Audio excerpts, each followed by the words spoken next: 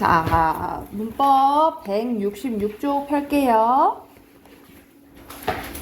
166쪽이에요. 자, 우리 앞에서 어근이랑 접사에 대해서 했거든요. 그래서 이거는 선생님이 단어를 형성할 때 쓰이는 어휘라고 했어요. 그래서 여기서는 단어를 이제 분류하는데 우리가 단어는요, 크게 두 가지로 나뉘어져요. 단일어와 복합어로 나뉘어지는데, 자, 단일어는 우리 앞에서 배웠던 어근 있죠. 핵심적인 의미를 갖고 있는 어근이 꼴랑 하나 있으면 단일어라고 하고요. 복합어는 어근 플러스 어근이거나 어근 플러스 접사일 때, 그러니까는 무엇인가 둘 이상의 형태소가 결합했을 때 복합어라고 합니다. 그래서 단어는 크게 어떻게 나뉘어진다고? 단일어와 복합어로 나뉘어지고요. 또 이 복합어는 어떻게 나뉘어지냐면 만약 어근 플러스 어근이다. 그러면 합성어라고 보고요. 어근 플러스 접사다. 그러면 파생어라고 봅니다. 그래서 단어는 총 세 가지라고 생각하시면 돼요. 단일어, 파생어, 합성어. 그래서 이걸 좀 자세히 한번 봐볼게요.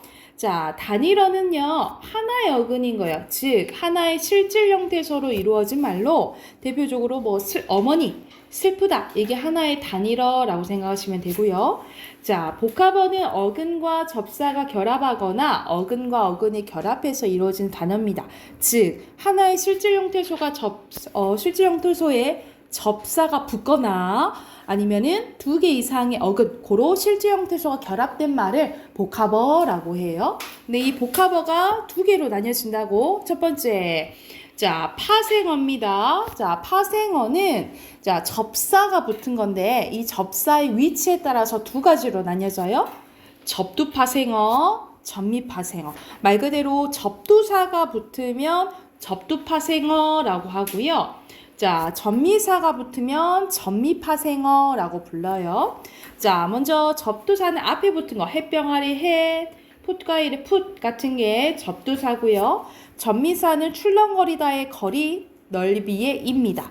여기서 접두사와 전미사의 차이는 둘 다 의미를 제한해 주긴 하지만 차이점은요, 이 전미사는 품사를 바꿔줍니다. 품사를 바꿔주는 역할을 한다라고 보시면 돼요. 자, 예를 들어서 출렁, 우리가 출렁은 부사거든요. 그치, 우리 출렁대다, 출렁, 바다가 출렁 거렸다, 이런 식으로 했을 때 출렁은 부사인데 거리다 해서 출렁거린다 되죠? 그러면 이거 품사가 뭐로 바뀐 거야? 동사로 바뀐 거죠. 그쵸? 부사가 동사로 바뀐 거고, 우리가 넓다는 형용사잖아요. 그쵸? 근데 넓이는 품사가 뭐야? 명사죠. 명사죠. 이런 식으로 붙어가지고 품사를 바꿔주는 게 뭐라고 생각하시면 돼요? 전미사라고 보시면 돼요. 근데 무조건 붙는다고 다 바뀌는 건 아니고 바뀔 때도 있고 안 바뀔 때도 있어요. 근데 큰 특징, 접두사와 차이점이에요. 접두사는 품사 바꿔 못 바꿔? 못 바꿔. 근데 전미사는 바꿀 수 있다라고 보시면 되고요. 자, 합성어 중요해요. 여기서 합성어는 나누는 기준이, 자, 의미 배열 배열을 우리말 순대로 잘 배열을 하면 통사적 합성어라고 하고요. 우리 문법에 맞지 않으면 비통사적 합성어라고 해요. 그래서 예를 들어서 힘들다는 힘이 들다 라고 해서 조사 이가 생략됐는데 조사 생략된 것은 그냥 통사적이라고 봐요. 근데 비통사적 이걸 외워야 돼. 비통사적 이걸 아셔야 되는데 비통사적 합성어는 세 가지 경우가 있어요. 추가적으로 쓸게요. 여기 제대로 정리가 안 돼 있어서. 자, 비통사적인 합성어는 세 가지 경우가 있어요. 첫 번째는 연결어미가 생략됐을 때. 자, 예시 써볼게. 자, 예시는 자, 오가다입니다. 오가다는 원래 오고가다예요. 그쵸? 오고가다야. 이 연결어미 고가 빠져버린 거예요. 그래서 우리가 연결어미가 생략됐을 때는 우리가 국어적으로 뭐라고 본다고? 비통사적이라고 본다라고 보시면 되고요. 두 번째는 관형사형 어미가 생략됐을 때도 비통사적으로 봐요. 자, 예시로 우리가 많이 먹는 덮밥 있죠? 덮밥. 이 덮밥은 원래 무엇인가 덮은 밥이에요. 덮은 밥. 근데 이 덮은 이 밥 꾸며주잖아, 그치? 이때 은이 관형사형 어미인데 이 관형사형 어미가 또 뭐 된 거야? 뾰로롱 탈락돼 버린 거야, 그치? 그래서 이렇게 합쳐진 합성어를 비통사적으로 봐요. 관형사형 어미가 생략돼도.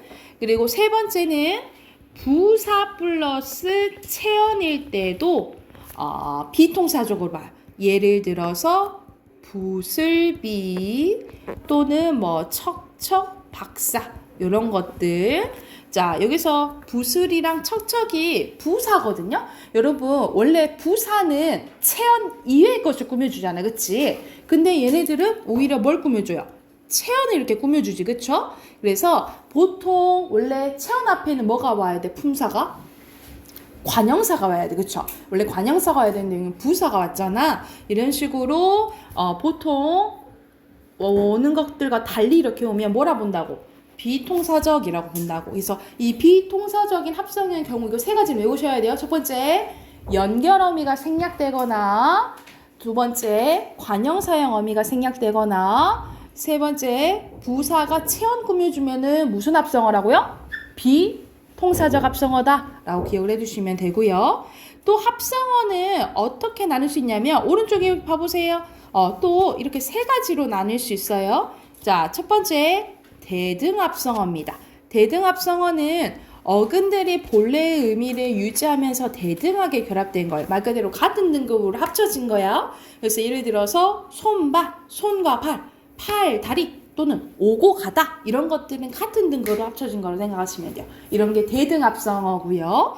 두 번째는 종속합성어인데 종속합성어는 같은 말로 수식합성어라고도 해요. 그래서 한쪽의 어근이 다른 한쪽으로 수식하는 관계입니다. 그래서 손, 바닥, 손에 있는 바닥 또는 여러분 책가방은 뭐야? 책을 담는 가방. 손수건은 손을 닦는 수건이잖아, 그치? 이거는 돌다리는 뭐야?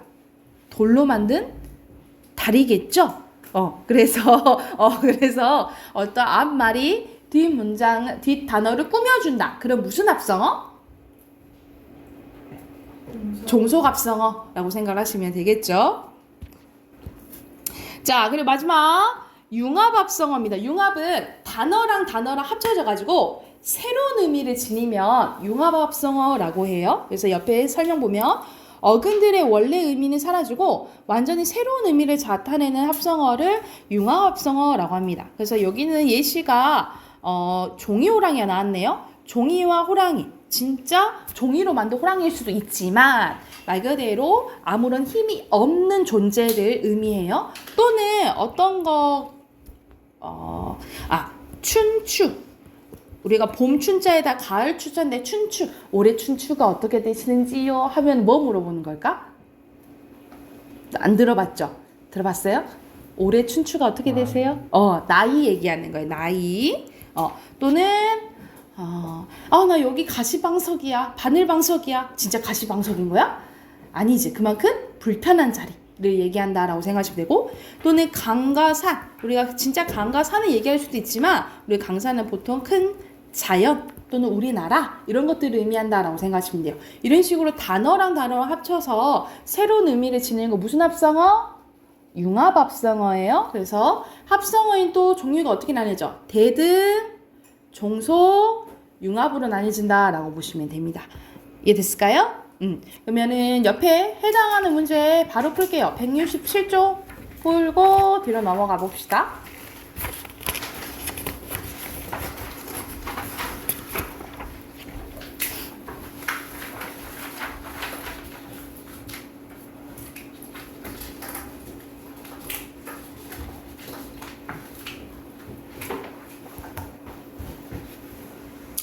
같이 가볼게요. 자, 단어는 형태수 하나로 구성되어 있는지 아닌지에 따라서 단일어와 복합어죠. 그리고 단일어나 하나에 어근이 있는 거, 그리고 어근에 접사 결합하거나 어근에 어근 결합한 거 복합어, 어근과 어근이면 복합어이면서 합성어고요. 파생어는 접사가 붙은 거죠. 자, 여기서 선생님이 접사 동그라미 할게. 질, 쟁이 이렇게 접사거든요. 그래서 단일어는 바다, 물, 나무고요. 그리고 부채, 질, 강 플러스 물은 어근 플러스 어근이에요. 그리고 욕심쟁이 이렇게 쓰시면 되겠죠. 됐을까요? 그리고 밑에는 옷 플러스 맵시 합성어, 즐겁다 단일어, 소나기 단일어, 새파랗다의 새가 접사예요. 파생어, 집안 합성어, 한겨울의 한 접두사예요. 파생어, 전미사입니다. 파생어. 됐을까요? 자, 뒤로 넘겨봅시다. 뒤로 넘겨보면 우리 단어들의 의미관계가 나오는데 의미관계가 총 5가지예요. 이 중에 지금 우선 3가지 나와 있는데 이거는 이제 쉬우니까 금방금방 해볼게요. 자, 유의관계는 비슷한 관계라고 생각하시면 됩니다. 완전히 똑같은 거는 동의관계거든요. 근데 우리말은 거의 동의관계가 없어요. 그래서 거의 이제 유의관계라 생각하시면 되는데 유의관계는 말소리는 다르지만 의미가 서로 비슷한 단어들의 관계라고 생각을 하시면 돼요. 그래서 이 유의관계에 있는 단어들을 유의어라고 합니다. 그래서 특징은 유의관계에 있는 단어들을 할지라도 의미가 완전히 같지는 않고 비슷한 거야. 같지는 않으며 문맥에 따라서 서로 대체할 수 없는 경우도 있어요. 대표적으로 예시 한번 봐보자. 공을 잡다라 공을 쥐다는 된다는 거지. 근데 도둑을 잡다는 돼. 근데 도둑은 쥐다는 그 잡다는 의미가 아니잖아, 그치? 이렇게 멱살을 줄 수는 있겠죠. 근데 그 의미는 아니겠지, 그치? 그래서 완전히 똑같이 쓸 수는 없다라고 보시면 되고요. 왜 이런 유의관계는 우리나라에서 발달이 됐냐? 그 이유가 옆에 3가지 나와 있네요. 한자 외래어의 유입으로 인한 유의어가 많습니다. 그래서 똑같은 나이, 연세, 아까 뭐 춘추 뭐 이렇게 얘기한다고 했었죠, 그렇죠? 그리고 경어법의 사용으로 유의어가 많아요. 경어법은 존댓말이라고 생각하시면 됩니다. 그래서 밥을 진지, 집을 백 뭐 이렇게 얘기한다는 거지. 그리고 색상을 표현하는 어휘가 발달했습니다. 그래서 노랗다, 노르스름하다, 누리끼끼하다 뭐 이렇게 다양하게 표현을 할 수가 있는 거죠. 그래서 유의어가 발달했다라고 보시면 됩니다. 자, 2번째 관계예요. 2번째는 반의관계입니다. 반의관계는 반대라고 생각하시면 돼요. 근데 개념 봐보면 의미가 서로 짝을 이루어 대립하는 단어들의 관계를 반의관계라고 하는데 이 반의관계 있는 단어를 당연히 반의어라고 하고요. 특징, 요게 중요해. 별표, 이거 특징, 이거 중요해요. 자, 단어들 사이에 반의관계가 성립되려면 어떻게 성립돼야 되냐면 나머지 의미 요소 다 똑같아야 돼. 나머지는 다 똑같고 하나의 의미 요소만 차이가 있어야지 반의관계가 성립돼요. 그러니까 나머지는 다 똑같고 몇 개만 달라야 돼? 딱 하나만 달라야 돼요. 그래서 할아버지와 할머니는 반의관계가 성립돼요. 왜? 뭐만 달라요? 성별만 달라요. 그런데 할아버지와 손녀는 반의관계가 반의가 될 수 없어요. 왜냐하면 성별도 다르지만 나이도 다르잖아, 그치? 그러면 반의관계가 성립된다, 안 된다? 안 된다. 그래서 나머지는 같고 하나만 달라야 돼요.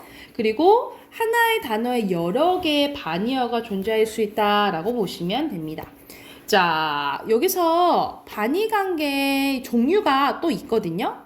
3가지가 있는데, 자, 첫 번째는 상보반의어, 쭉 써놓자. 2번째는 정도반의어, 3번째가 방향반의어. 상보반의어는 완전히 극단적인 것을 얘기해요. 예를 들어서 말 그대로 여자 아니면 뭐야? 남자잖아, 그치? 여자 아니면 남자. 완전히 이게 극단적인 것을 흑과 백 이런 것들을 얘기하고, 정도반의어는 예를 들어서 춥고 더운 것도 정도가 있잖아. 그러니까 예를 들어서 추울 수도 있고 더울 수도 있지만 안 춥고 안 더울 수도 있잖아, 그치? 그 정도 반의어. 방향반의어는 말 그대로 위아래와 같은 방향을 얘기한다라고 보시면 돼요. 그래서 반의어는 세 가지가 있어요. 상보, 정도, 방향 이렇게 생각을 하시면 되겠죠. 써놓으셨을까요? 됐나요?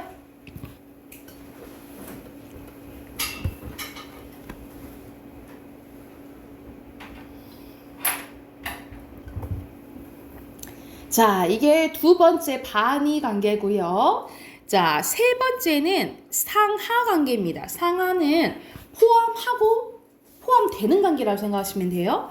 그래서 둘 이상의 단어 중 한쪽의 의미상 다른 쪽을 포함하거나 다른 쪽에 서로 포함되는 관계를 상하 관계라고 하고요. 자, 상하 관계 단어들 중에 다른 단어를 포함한 거, 그러니까 개념이 큰 거 있죠. 개념이 큰 거를 상이어라고 하고 그 밑에 있는 포함되는 단어를 하이어라고 합니다.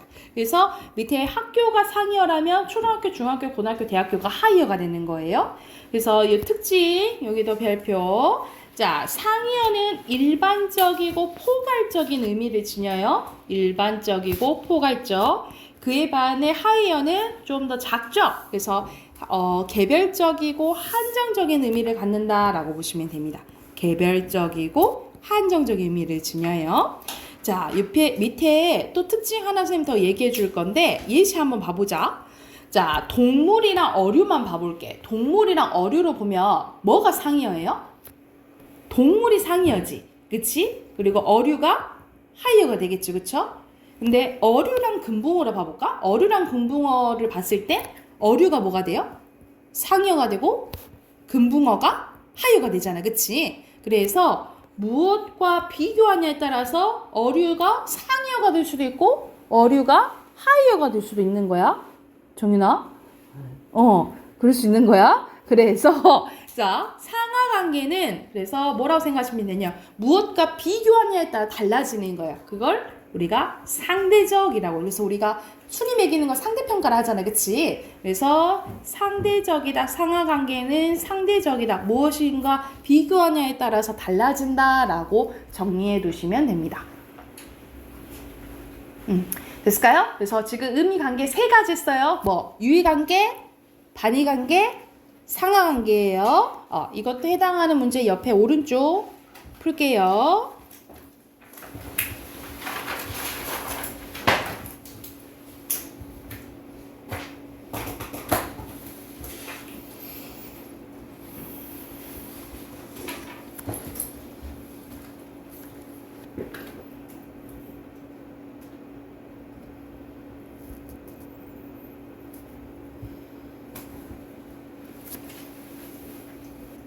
자, 1번에 항상 서로 대체해서 쓸 수 없다 했죠. 완전 똑같지 않다 그랬어요. 그리고 한 가지 요소만 달라야 되는 거 맞고 여러 가지의 반의어도 가진다고 했죠.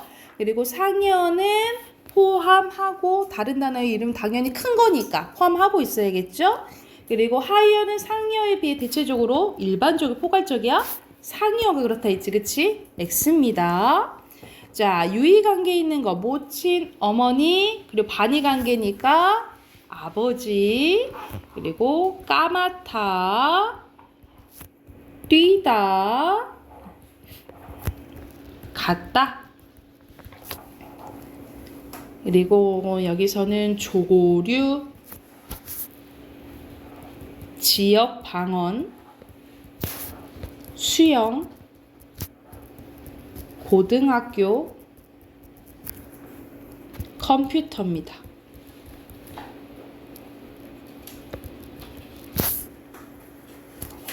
됐으면 또 뒤로 넘겨보세요. 자, 두 가지가 또 더 나옵니다. 다의 관계와 동의의 관계 하면은 내용이 다 끝나거든요. 자, 여기서는 다의 관계는 다가 마늘 다자야. 그리고 의가 의미할 때 뜻 의자예요. 그래서 의미가 많이 갖고 있는 단어를 다이어라고 합니다. 그래서 두 가지 이상의 뜻을 가진 단어를 뭐라고 한다? 다이어라고 합니다. 그래서 우리가 머리 하면 우리 이 사람 머리 생각나죠? 이게 대표적인 의미라면 근데 우리가 머리가 좋다라고 하잖아. 이때는 지능적인 내용인 거죠. 그리고 나 머리 잘랐어. 이 머리 댕강 자른 게 아니잖아. 머리카락 얘기하는 거지, 그치? 이런 식으로 이렇게 1번에 나오는 단어를 의미를 중심적 의미라고 하고, 만약 사전에 1번에 나오는 의미를 중심적 의미라고 하고, 그 외의 것들은 주변적 의미라고 해요. 그래서 그거에 대한 설명이 밑에 나와 있죠. 중심적 의미는 다이어 의미 중 가장 기본적이고 핵심적인 의미를 얘기하고요. 주변적 의미는 중심적 의미가 확장된 의미를 얘기합니다. 그래서 손 씻어라 할 때는 진짜 우리가 신체적인 손을 얘기하지만 손 떼라 하면은 거기에 이제 발에 들여놓지 말아라, 영향을 미치지 말아라, 이런 의미라고 생각하시면 되겠죠. 이런 식으로 한 단어의 의미가 많은 것을 무슨 관계? 다이 관계라고 보시면 되고요. 밑에는 동음이 관계입니다. 동음, 소리는 똑같아. 그런데 의미는 완전 다른 것을 동음이어 라고 합니다. 그래서 개념도 나와 있죠? 소리는 같으나 의미가 서로 다른 단어를 동음이어라고 하고요. 이거는 문맥이나 소리의 길이에 따라서 의미가 구별됩니다. 말이 많다 할 때는 사람 말이에요. 그럴 때 여기는 말은 따그닥따그닥 그 말이라고 생각하시면 되고, 비가 내렸다, 내리는 비, 널쩍한 비로 마당을 쓸었다, 그러면 이때는 그 빗자루 비라고 생각하시면 되겠죠. 이런 식으로 문맥이나 소리의 길이에 따라서 의미가 구별되고요. 자, 밑에는 다이어와 동의어의 구별 나옵니다. 그래서 의미 사이의 유사성인데, 자, 말 그대로 다이어는 이 단어들 중심적 의미와 주변적 의미끼리 유사성이 있어요. 근데 동의미는 소리만 똑같이 의미는 완전 다르다라고 생각을 하시면 돼요. 그래서 사전에는 다이어는 하나의 단어에 실리면서 여러 가지 뜻이 동시에 제시되지만 동의의 관계는 서로 다른 단어 의미로 따로 실립니다. 그래서 요것들이 어이구 잘못 썼다. 다이 관계인 거고, 요것들이 동음 이 관계라고 생각하시면 되겠죠. 그래서 다이어는 이렇게 같이 수록이 되고요. 동음이는 의미가 완전 다르기 때문에 따로 이렇게 수록이 된다라고 기억을 해주시면 됩니다. 간단하죠? 옆에 바로 문제 풀어볼까요?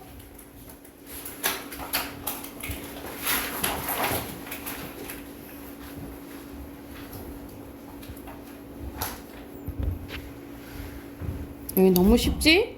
1번에 다이어에 대한 설명? 아니죠.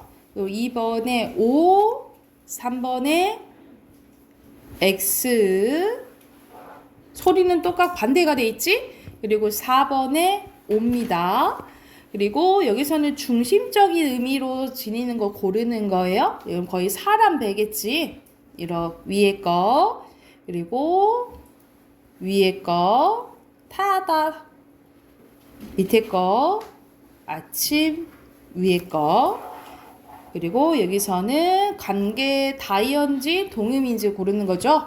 동,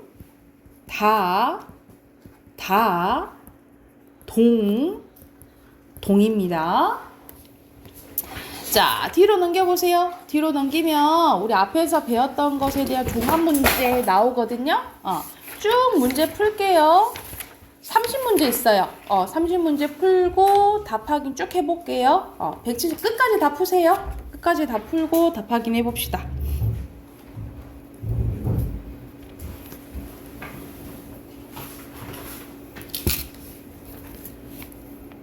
답 확인 해볼게요. 자, 1번에 적절한 거 5번이고요.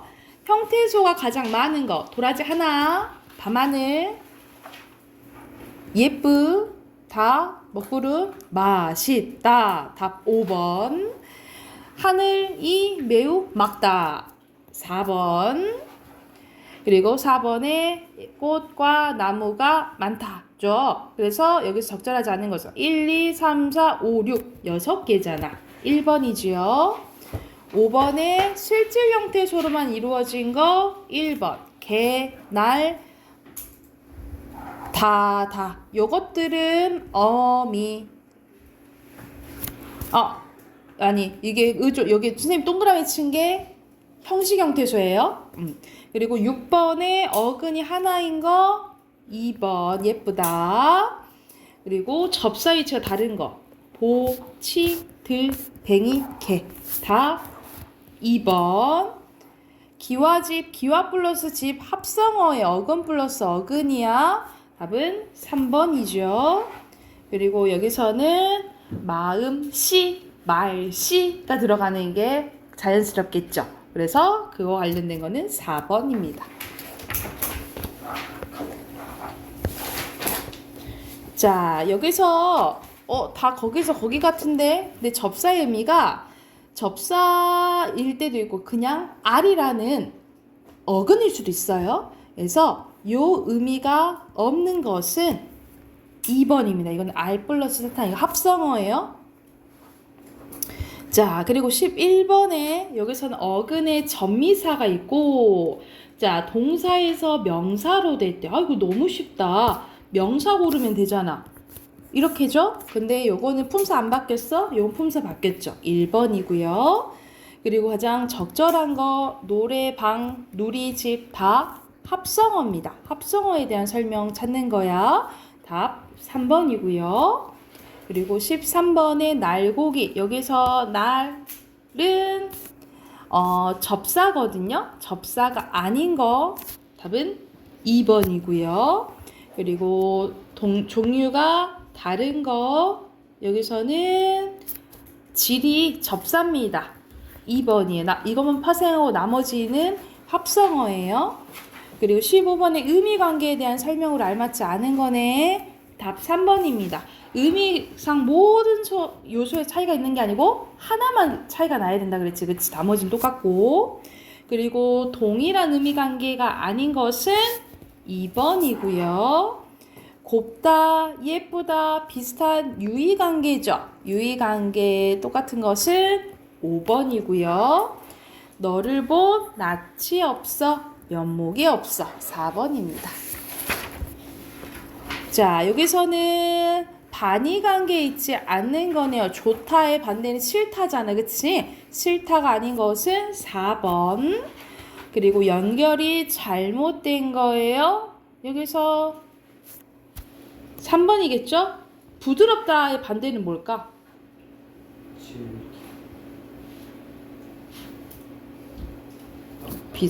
딱딱하다, 단단하다. 이게 맞겠지, 그치?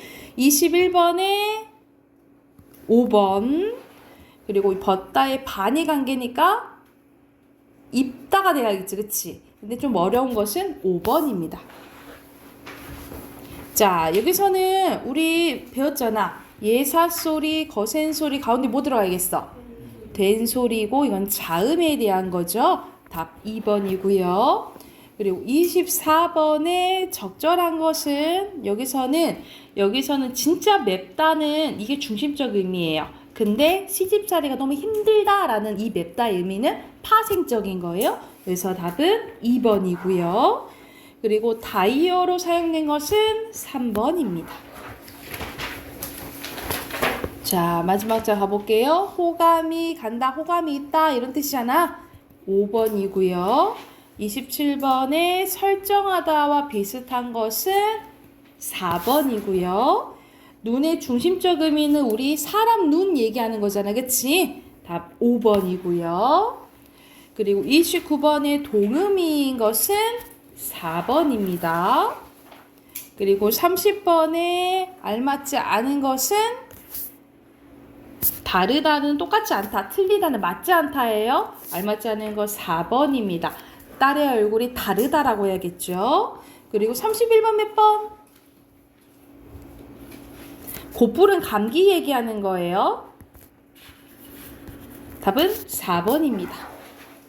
오케이, 여기까지 하고 문학책 꺼내세요.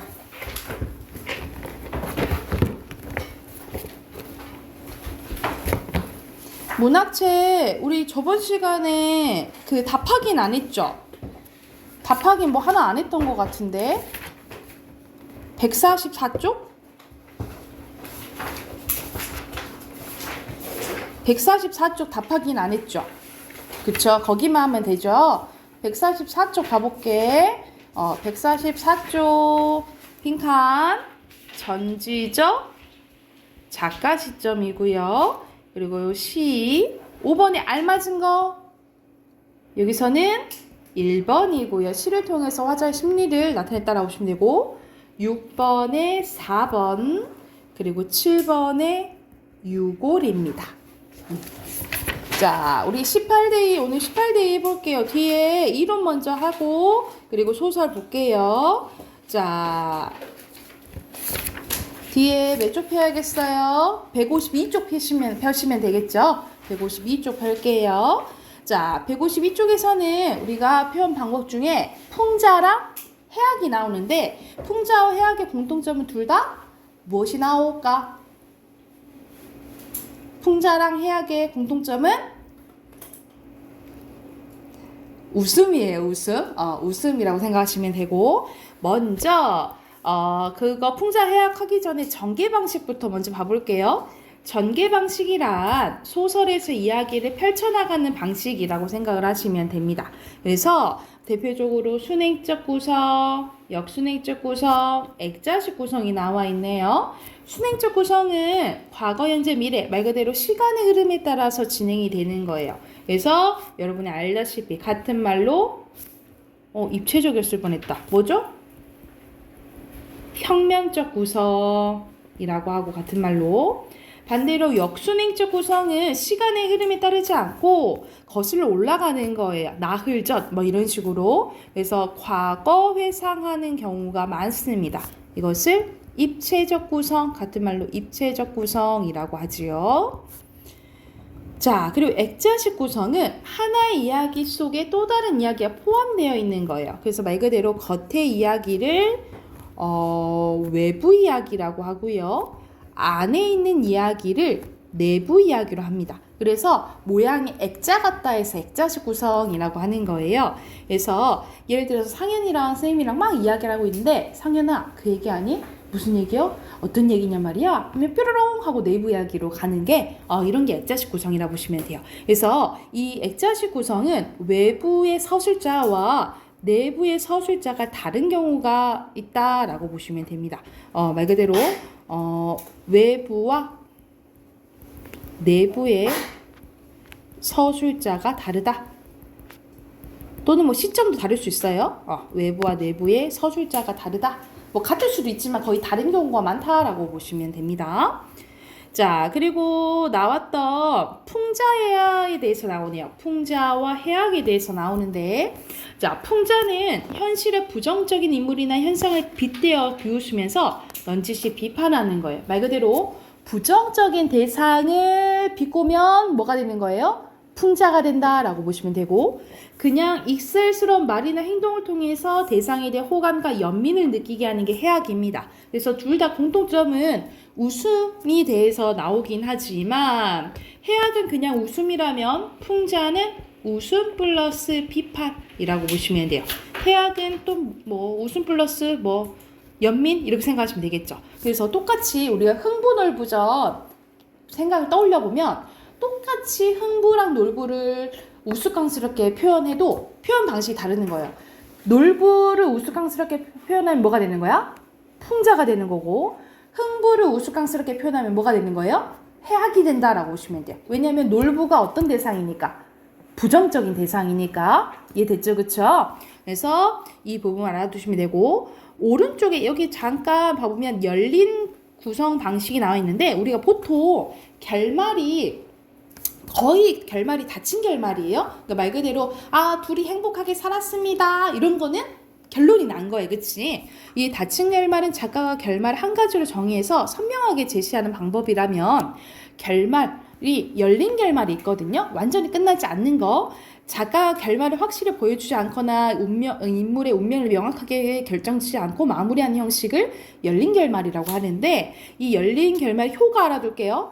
자, 독자의 상상력을 불러일으키고 여운을 준다라고 보시면 됩니다. 가끔 가다가 이 열린 결말로 끝나는 소설을 제시하고 이 열린 결말에 효가 묻거든요. 그래서 당연히 완전 끝나지 않았잖아. 그치? 그래서 여운을 남겨서 독자의 상상력을 유발하는 게 효과다라고 기억을 해주시면 됩니다. 그래서 여기 왼쪽 참고하시면서 오른쪽 9문제 바로 풀어보세요.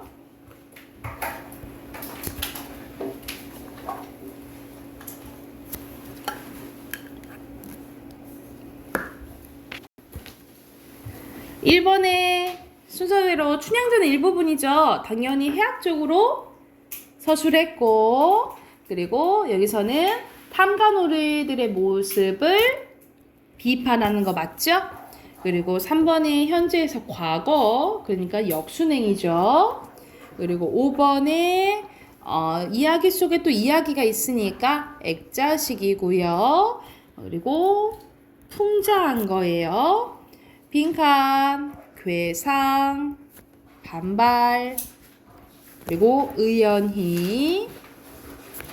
자, 앞으로 가서 작품 2개 할 건데, 첫 번째는 자, 유명한 현진건의 운수 좋은 날입니다. 이거는 이제 여러분이 흔히 알고 있는 스토리입니다. 제목이 운수 좋은 날이잖아. 근데 사실 운수 좋은 날이었어? 아니었다는 거죠. 그래서 제목부터 무슨 법이 쓰였을까? 오케이, 반어법이 쓰였어요. 자, 내용 봐보면 이 배경이 1920년대인가 그래요. 20년대, 30년대. 그때 이제 아마 20년대일 거예요. 20년대에 그때 이제 하층민에 대해서 이야기한 소설이에요. 자, 거의 후반부입니다. 우리 마누라가 죽었다네. 뭐 마누라가 죽다니 언제? 이놈아 언제는 오늘이지. 얘기 미친놈 거짓말 마라. 거짓말을 왜 참말로 죽었어 참말로. 마누라 시체를 집에 뻗을쳐 놓고 내가 술을 먹다니. 내가 죽일 놈이야 하고 김첨지는 엉엉 소리 내어온다. 치삼은 흥이 조금 깨진 얼굴로 원 이 사람이 참말을 하나 거짓말 하나? 그럼 집으로 가세가 하고 우는 이의 팔을 잡아당겼다. 치삼의 끄는 손을 뿌리치더니 김첨지는 눈물에 글썽글썽한 눈으로 싱그레 웃는다. 죽기는 누가 죽어? 죽기는 왜 죽어? 생태같이 살아있단다. 그 오라질년이 밥을 죽이지 이제. 밥을 죽이지. 이제 나한테 속았다 하고 어린애 모양으로 손뼉을 치며 웃는다. 이 사람 정말 미쳤단 말인가? 나도 아주머니가 앓는다는 말은 들었는데 하고 치삼이는 어느 불안함을 느끼는지 김천지에게 또 돌아가라고 권했어요. 안 죽었어. 안 죽었대도 그래? 김첨지는 화증을 내며 확신 있게 소리를 질렀으되 그 소리엔 안 죽을 것을 믿으려고 애쓰는 가락이 있었다. 기어이 1원치를 채워서 곱빼기 한 잔씩 더 먹고 나왔다. 구준비는 의연히 추적추적 내린다. 이런 식으로 비는 좋지 않은 상황을 조금 이야기해준다. 그런 분위기를 형성해준다라고 보시면 돼요. 김첨지는 취중에도 설렁탕을 사가지고 집에 다다릅니다. 왜냐면 집에 나서기 전에 아내가 설렁탕이 먹고 싶다 그랬어요. 그래서 이 설렁탕은 이제 아내에 대한 김첨지의 사랑이 드러나는 소재다라고 보시면 되고요. 집이라 해도 물론 셋집이요. 또 집 전체를 세든 게 아니고 안과 뚝 떨어진 행랑방 한 간을 빌려든 것인데 물을 길어대고 한 달에 1원씩 낸대요. 뭐 이런 이제 돈 단위를 통해서도 시대적 배경을 알 수가 있겠죠. 만일 김첨지가 주기를 띄지 않았던 들 한 발을 대문에 들여놓았을 때 그곳을 지배하는 무시무시한 정적. 폭풍우가 지나간 뒤에 바다 같은 정적이 다리를 떨렸으리라. 쿨럭거리는 기침 소리도 들을 수 없다. 그릉거리는 숨소리조차 들을 수 없다. 다만 이 무덤 같은 침묵을 깨트린다기보다는 한층 더 침묵을 깊게 하고 불길하게 빡 하는 그윽한 소리. 어린애의 젖바는 소리가 날 뿐이다. 만일 청각이 예민하니 같으면 그 빡빡 소리는 빨따름이요. 꿀떡꿀떡하고 젖 넘어가는 소리가 없으니 빈 젖을 빤다는 것도 짐작할는지 모르리라. 혹 김첨지는 이 불길한 침묵을 짐작했을 줄 모른다. 그러니까 아내가 죽은 거죠. 그쵸? 그렇지 않으면 대문에 들어서자마자 전에 없이 이 난장 맞을 년 남편이 들어오는데 나보지 않는 이 오라질려 하면서 고함을 친 게 수상하다. 이 고함이야말로 제 몸을 엄습해오는 무시무시한 증을 쫓아버리는 허장선생의 까닭이다. 허장성세는 허세 부리는 걸 얘기하는 거예요. 하여간 김첨지는 방문을 왈칵 열었는데 구역을 나게 하는 축이 떨어진 사자리 밑에서 나온 먼지내, 빨지 않은 기저귀내에서 나는 똥내와 오줌내, 가지 각색의 때가 켜켜이 앉은 옷내 병인의 땀 섞인 축이가 무딘 김첨지의 코를 찔렀대요. 방 안에 들어서며 설렁탕을 한 구석에 놓을 사이도 없이 주정꾼은 목청을 있는 대로 다 호통을 쳤는데 이 오라질년 주야장차 누워만 있으면 제일이야? 남편한테 일어나지 못해 하는 소리와 함께 발길로 누운 이의 다리를 몹시 찼대요. 그러나 발길에 채이는 건 사람의 살이 아니고 나무 뜬걸 같은 느낌이었는데 이미 죽고 경직이 일어난 거죠. 이때 빽빽 소리, 응아 소리가 변했다. 개똥이가 물었던 젖을 빼어놓고 운다. 운대도 온 얼굴에 찡그려 운대 붙여서 운다는 표정을 할 뿐이다. 응아 소리도 입에서 나는 게 아니고 마치 뱃속에서 나는 듯한데 울다가 목도 잠겼고 또 울 기운조차 시진한 것 같다. 발로 차도 그 보람이 없는 걸 보자 남편은 아내의 머리맡으로 달려들어 그야말로 까치질 같은 환자의 머리를 껴들어 흔들며 이년아 말을 해 말을 입에 붙었어 이 오라질려 하면서 이것 봐 아무 말이 없네 이년아 죽었단 말이냐 왜 아무 말이 없어 응? 또 대답이 없네 정말 죽었나 보이? 하고 이러다가 눈 위에 흰 창을 덮은 위로 치듯 눈을 알아보자마자 이 눈깔 왜 나를 바라보셨다고 찬정하고 그냥 응? 하고 목이 메었다. 그러자 산 사람의 눈에서 그러니까 김첨지죠. 김첨지의 눈에서 떨어진 닭의 똥 같은 눈물이 주군이의 뻣뻣한 얼굴에 어루어루 적시었대요. 문득 김첨지는 미친 듯이 제 얼굴에 주군이 얼굴을 한 대 비벼대며 중얼거렸대. 설렁탕을 사다 놓았는데 왜 먹지 못하니? 괴상하게도 오늘의 운수가 좋더니만. 왜냐면 엄청 이 김첨지가 인력거꾼인데 그날따라 장사가 잘 되거든요. 근데 사실 운 좋은 날이 아니고 가장 운이 나빴던 날이었겠지, 그치? 그래서 이 마지막을 통해서 제목이 반어법이었구나 라는 것을 알 수 있다라고 보시면 되고요. 중심 인물은 김첨지 나오죠. 그리고 배경은 비 오는 날 이제 집에고요. 자, 중심 갈등은 크게 드러나 있지 않고 서술상의 특징은 여기서는 전지적, 작가 시점, 그리고 반어법 나오고요. 그리고 비속어와 욕설이 나오지. 이렇게 소설에서 비속어랑 욕설이 나오면 약간 사실성을 높여준다라고 보시면 돼요. 주제 쓸게요. 주제 일제 강점기 1920년대라고 했죠? 하층민의 비극적인 삶과 애환, 슬픔에 대해서 이야기한 소설이라고 보시면 됩니다. 주제 쓰시고 역해 문제 푸세요.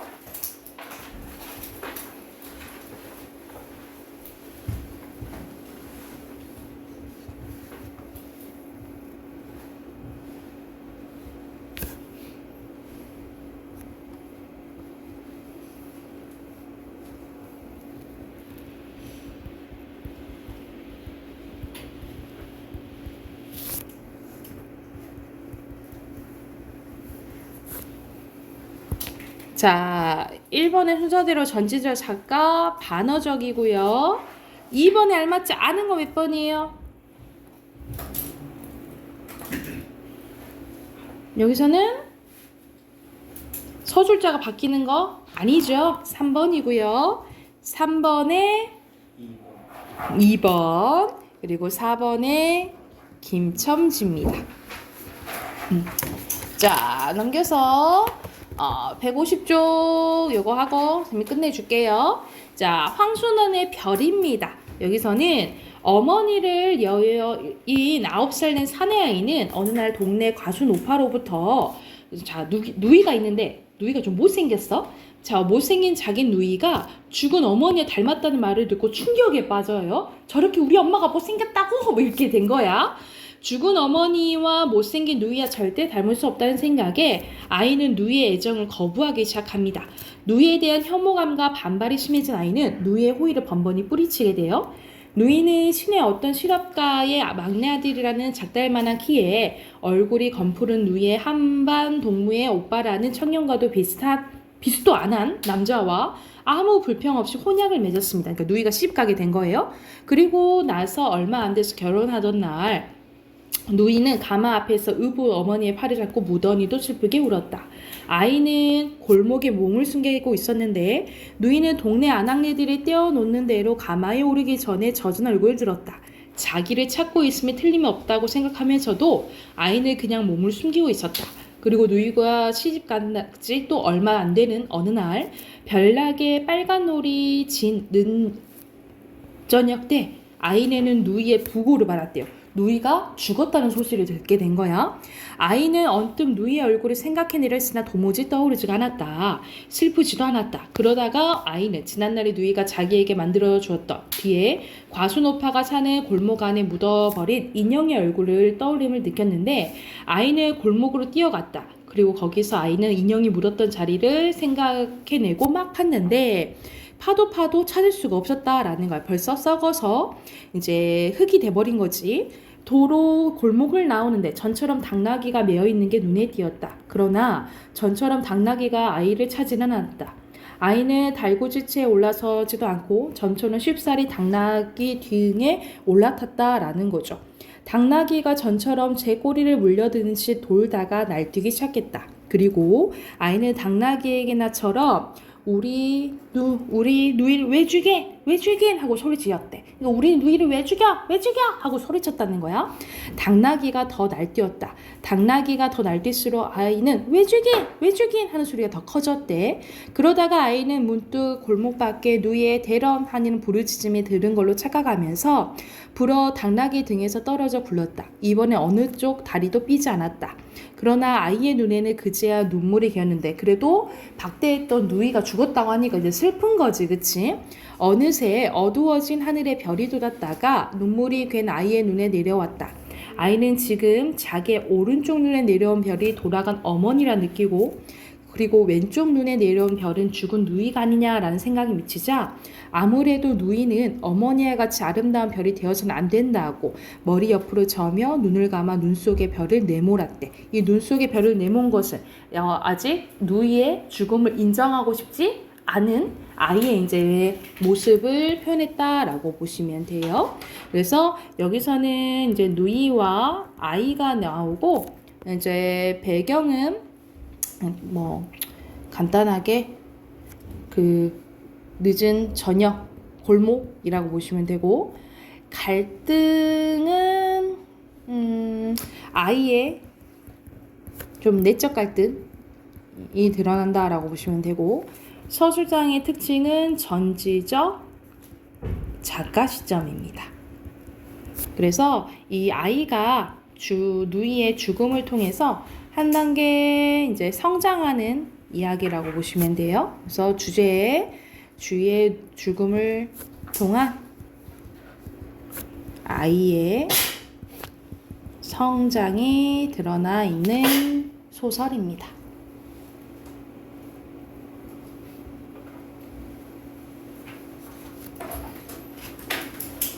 옆에 문제 바로 같이 풀어볼까요? 5번에 순서대로 아이 그리고 누이죠. 6번에 알맞은 거. 여기서는 선생님 전질 작가 시점이라 했잖아, 그치? 그럼 몇 번일까요? 근데 아이 입장에서 보이죠, 그쵸? 그래서 가장 적절한 것은 3번이고요. 7번에 알맞지 않은 것은 누이가 의붓어머니의 팔을 잡고 울었다 그랬어요. 그치? 반대로 했네. 2번이고요. 마지막 빈칸 너무 쉽다. 한 글자?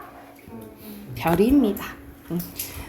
여기 오늘 18데이까지 해서 내일 우선은 여러분 선생님 교재 문제 다 받으셨죠? 네. 그거는 내가 볼 때는 다음 주부터 할 수 있을 것 같아요. 그래서 내일은 이거 자이스토리 3 있죠? 이것만 오늘 챙겨오세요. 이거 끝내게.